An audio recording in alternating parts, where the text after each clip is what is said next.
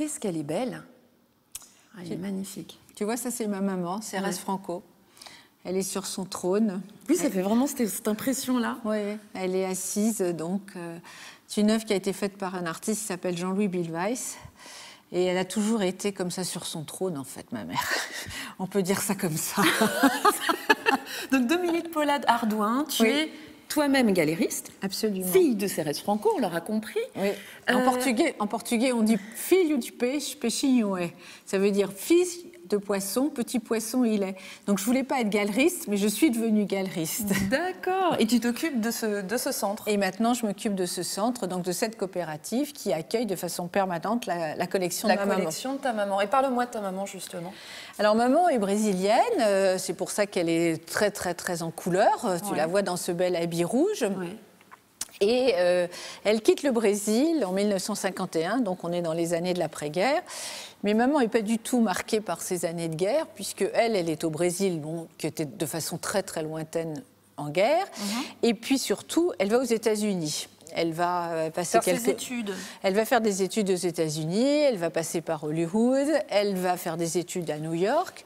Et en 1951, comme tous les historiens d'art, elle décide de faire le voyage en Europe. Ah oui, bah oui. Pour voir les cathédrales, les grands musées, le Louvre, l'Italie. Elle rêvait de tout ça. Et en 1951, qu'est-ce qui se passe? Le grand amour arrive, elle rencontre mon papa, et voilà, 2 bébés, et toc, elle reste en France. Et elle reste en France. D'accord. Bon. Alors en fait, sa vie va être rythmée par 3 grands cycles, on va dire. Un premier cycle qui commence en 62 jusqu'à 72. Et là, maman va faire quelque chose qui est maintenant très à la mode, mais qui n'existait pas. Elle va faire des expositions hors les murs. Elle va commencer à rassembler des tas d'artistes qu'elle a connus, puisque elle a beaucoup de charisme, elle a beaucoup de personnalité, il fréquentait beaucoup le milieu artistique. Bon, c'était un peu, même si c'était modeste, c'était quand même un peu un salon chez elle. Tous ces artistes, elle va les réunir sous un emblème qui s'appelle l'œil de bœuf, puisqu'elle demande aux artistes de faire des tableaux dans soit des ronds, des tondos, soit des ovales. D'où l'œil de bœuf. D'où le nom l'œil de bœuf. Et c'est comme ça que va naître finalement sa marque de fabrique. Oui. Et une fois qu'elle a fait toutes ces expositions pendant 10 ans, en 72, elle va créer sa propre galerie. Ça, c'est la deuxième période. Deuxième période, elle va créer sa propre galerie, rue Quincampoix, et tout naturellement. À Paris. Donc. Comment elle va l'appeler, la galerie? L'œil de bœuf. Et voilà, bravo. Et la troisième partie Et alors, la troisième partie, 25 ans de galerie, donc c'est long, 25 ans de galerie. Elle commence à en avoir marre, le marché de l'art devient de plus en plus difficile.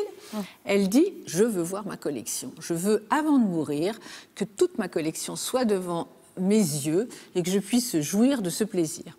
Et donc, après avoir eu le plaisir de la regarder et de la montrer à la Grâce... Elle arrive ici, à Montolieu, dans cette ancienne coopérative. Elle arrive dans cette coopérative, et là, on a une chance extraordinaire, puisqu'on a un mécène, qui est un collectionneur de ma galerie, qui nous propose de nous offrir cet espace. Ah, c'est formidable. Voilà. Et donc, chaque année, il y a une exposition sur sa collection. Et d'ailleurs, en ce moment, je crois qu'il y a une exposition qui a été mise en œuvre par Jean-Hubert Martin, c'est ça? Oui. Tu m'emmènes, on va aller voir et on en parle après? Absolument. Ok, à tout de suite.